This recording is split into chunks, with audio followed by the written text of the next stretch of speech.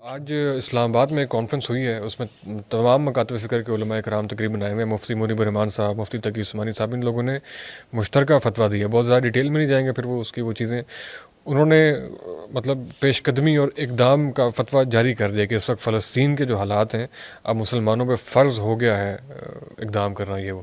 تو اس کے بعد آپ کیا دیکھتے ہیں؟ کوئی عذر باقی رہ جاتا ہے یا کوئی نہ کوئی ہمیں کوئی کس طرف حالات جاتا ہے وہ دیکھتے ہیں؟ میرے خیال میں کافی تاخیر ہو گئی ہے. جب دریا کے اس پار آپ پہنچ سکتے ہیں اس دوران آپ نے فتویٰ نہیں دیا. جب اس فتوے پر عمل کر کے لوگ پہنچ سکتے تھے، جب پل توڑ دیا تو اب آپ نے فتویٰ دیا ہے. جب سوریا کا پل توڑ دیا آپ نے تو اب کہاں سے جائیں گے آپ کے مددگار؟ تو یہ فتویٰ دیر سے دیا ہے، یعنی تاخیر ہو گئی ہے بہت. جب مؤثر ہو سکتا تھا اس وقت دینا چاہیے تھا. یہ پھر بھی غنیمت ہے، چلو دے دیا ہے. کوئی عمل کرے گا اس کے اوپر؟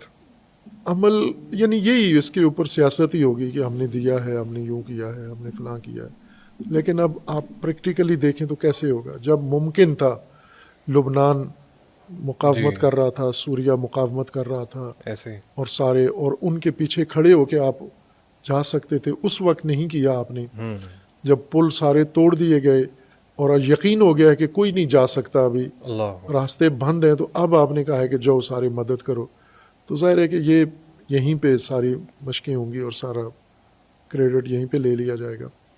دیر ہو گئی ہے، بہت دیر ہو گئی ہے. لیکن اب ان کو اور بہت سارے طریقے ہیں. یوں نہیں کہ راستہ اندھیری رات بند گلی میں نہیں پہنچے، ابھی بھی بہت کچھ ہو سکتا ہے. اچھا یعنی میرا اعتقاد یہ ہے کہ پاکستانی علماء یا تنظیمیں یا کوئی لوگ بھی پاکستان کے اندر رہ کر ہی یہ ظلم ختم کرا سکتے ہیں.